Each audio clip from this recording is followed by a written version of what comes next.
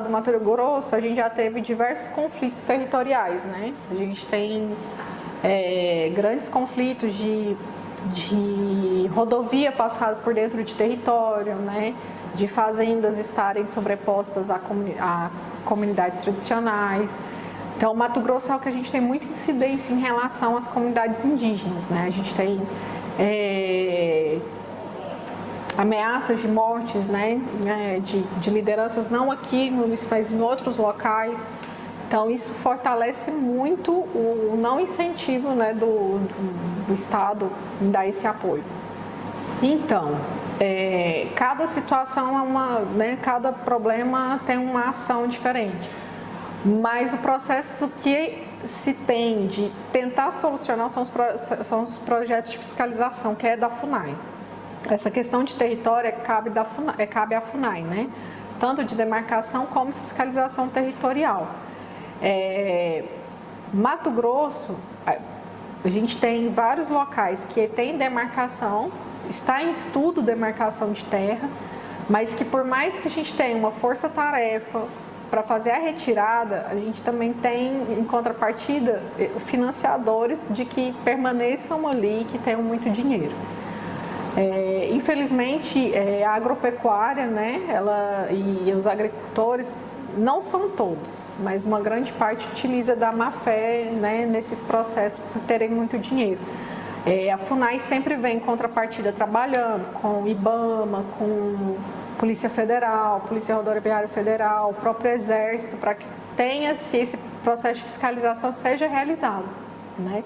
E muitas vezes se recua para poder que a Justiça tente ali de alguma forma ser um mediador desse conflito, né? Mas o processo todo sempre é feito. A gente tem vários processos em aberto de denúncias, de ameaças, que a FUNAI ela resguarda as comunidades indígenas e tenta proteger o território, mas em contrapartida a gente tem uma outra versão, porque assim, o governo federal, quando a gente fala assim, governo federal, a gente já pensa assim, não, tem um recurso imenso que dá para atender, né, todo mundo, todas as comunidades indígenas, todos os territórios. Infelizmente isso não acontece. A nossa realidade é de muitos territórios ainda assim sem conseguir ser fiscalizado. O marco temporal nada mais é do que essa questão de análise de todos os processos de demarcação, né? E principalmente aceitar somente o que é ocupado a partir da Constituição Federal. Infelizmente, muitas das nossas comunidades indígenas foram retiradas do seu real território, do seu território de origem, e foram ocupar outros espaços porque foram ameaçados do seu território e eles saíram, né, por medo, por mortes, né, enfim. E aí o marco temporal é exatamente esse, porque muitas vezes aquele povo está vindo reivindicar uma área que ele morou, né, que é histórico, bem lá atrás. E eles já não residem ali, mas eles precisam resgatar a sua história, né? O seu povo, a sua origem. E aí, nesses processos de demarcação, o marco temporal quer entrar nesse sentido, de que não se pode aceitar a demarcação de terras que aquele território não esteja ali com pessoas residindo, com a etnia residindo, a partir da Constituição Federal. Fora isso, ser analisado todos os processos que já foram demarcados anteriormente sob tendo esse olhar, nessa visão que eles estão tendo em relação às demarcações do território. Eu, obviamente, sou contra o marco temporal, isso é inadmissível, porque nós temos aí vários territórios que realmente, né, são de origem, são reivindicados já bem depois, porque foram expulsos, né, dos locais. A gente, por exemplo, Carajá tem um território aqui que está em processo de demarcação, que é a terra indígena Cacique Fontoura. Hoje a gente não reside nesse território por questões de segurança. Meu pai iniciou o processo de demarcação desse território, está faltando só o ato presidencial mesmo. Mas a gente não reside por motivo de segurança. A gente sofreu ameaça, a gente sofreu retaliação. Infelizmente, o dono da fazenda faz isso, né, que é uma fazenda muito grande no município, mas a gente não reside. E aí isso cai no marco temporal. Se é aprovado o marco temporal, essa terra não vai ser demarcada. Mas ali dentro já foi constatado o cemitério, né, existe um cemitério, tem um contexto histórico ali, de gerações enterrado ali, já foi constatado. Mas o marco temporal ele vem derrubando isso, que se for aceito passado o marco temporal, aquela terra ali já não é demarcada mais, porque não reside ninguém antes, né? Só tem um contexto histórico. Então a gente passa por todo esse processo aí de ser expulsos, né? De dentro dos territórios, muitos serem expulsos de dentro dos seus territórios. Uma situação grave, porque a gente vive um momento muito complicado, né? Eu falo assim que essa geração, que é a geração futura, ela encontra um pouco sem perspectiva. Início a gente tem muito índice de suicídio, a gente tem muito indício eu falo principalmente do suicídio, sem a perspectiva de algo, eles não têm essa perspectiva de algo, né, que possa mudar, que possa acontecer, ou se assemelha muito no não indígena, do que eu posso ser como não indígena se eu não fosse indígena. Isso eu falo dos jovens. E aí nisso a gente tem cada vez mais perdendo a nossa cultura, a nossa língua, né, o não indígena adentrando mais dentro dos nossos territórios. Algumas aldeias já não fazem mais agricultura familiar. Então assim, eu não sei e me preocupo bastante com a geração atual, que é amanhã, que a geração que vai construir algo mesmo é a que a gente está construindo ela agora. E se elas estão nesse processo, eu realmente não sei como vai ser lá na frente. E isso me preocupa muito, né? No entanto, toda vez que alguém pergunta, vamos fazer alguma coisa, eu falo, eu não sei nem por onde começar, porque eu não... É difícil você conversar com um adolescente que ele tem ali outros colegas que são não indígenas e ele quer a mesma coisa do não indígena, ou ele tem a vergonha da sua própria cultura, do seu próprio povo, da sua língua, da sua dificuldade, né, linguística.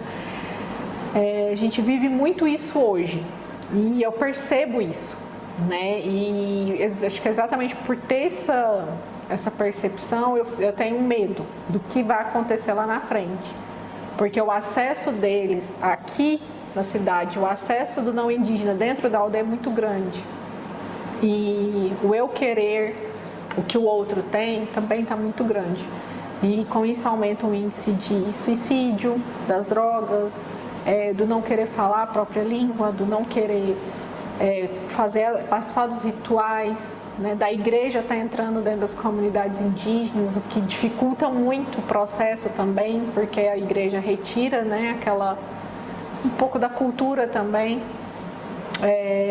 Então assim, eu realmente não sei, eu espero que daqui a gente consiga fazer um trabalho de que eles se reconectem novamente com a cultura. Meu pai sempre fala, né, que a gente nunca deixa de ser indígena, independente do lugar que a gente está. Então, eu acho que falta um pouco de confiança nisso, sabe, dos jovens. Eu sou indígena, independente de onde eu estou, não tenho vergonha disso. E porque eu acho que são eles que vão lá na frente fazer a diferença, né? Eu tento fazer a diferença hoje aqui para eles, para que eles consigam chegar lá na frente. Mas quem vai levar é eles, não sou eu mais. Eu tento dar essa sustentabilidade para eles. Então eu realmente não sei te dizer, eu não consigo ainda visualizar. E eu acho que é por conta do trabalhar na FUNAI, que você vê muita realidade de cada aldeia. Isso pesou bastante. Então, a gente teve essa mudança no atual governo, né? E eu, por exemplo, fui nomeada a partir de junho. Meu coordenador também foi, se eu não me engano, em maio. Então, a gente teve a nível de Brasil essa mudança recente, né? A partir de abril, maio, que a gente teve essa mudança geral no contexto FUNAI e saúde indígena. Então é bem recente. A gente não estamos aí, né? Por exemplo, a CR Araguaia Tocantins, se eu não me engano, nós somos aí 10 ou 12 indígenas à frente de coordenação local, onde eram só indígenas e militares. Então a gente está num processo novo, tanto de conhecer administrativamente como funciona uma instituição federal, apesar de a gente já conhecer como funciona a nossa cultura, né? Mas aí a gente entra no impasse do que é cultural, do que é instituição, e às vezes a gente não pode misturar as duas coisas, e aí complica, né? E aí onde vem a cobrança, né? Porque aí, como é tudo muito novo, eu não sei até onde eu posso ir, e o parente que está lá na aldeia não sabe até onde eu posso ir. Muitas vezes ele acha ruim esse processo. Ah, ela está lá agora, em vez de facilitar, ela está dificultando. Só que eu sempre falo que nos está sendo dada a oportunidade de levar algo melhor para o nosso povo com uma perspectiva e olhar nosso, indígena.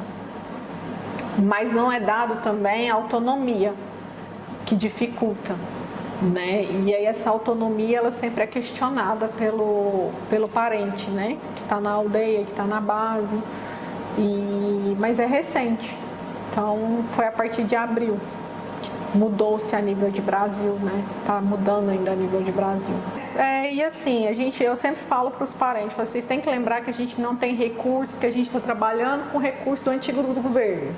O ano que vem já é com uma nova perspectiva do que nós já trabalhamos esse ano, da realidade que a gente está vendo diariamente, né? Das dificuldades que a gente está vendo, e a gente vai construir o ano que vem ainda. Então eu acredito, eu quero muito confiar nisso, que o ano que vem vai ser muito melhor, porque a gente já está aqui, né? Já está vendo a realidade, a gente já vem construindo projetos, construindo processos. Então a gente acredita que o ano que vem será muito melhor. Então,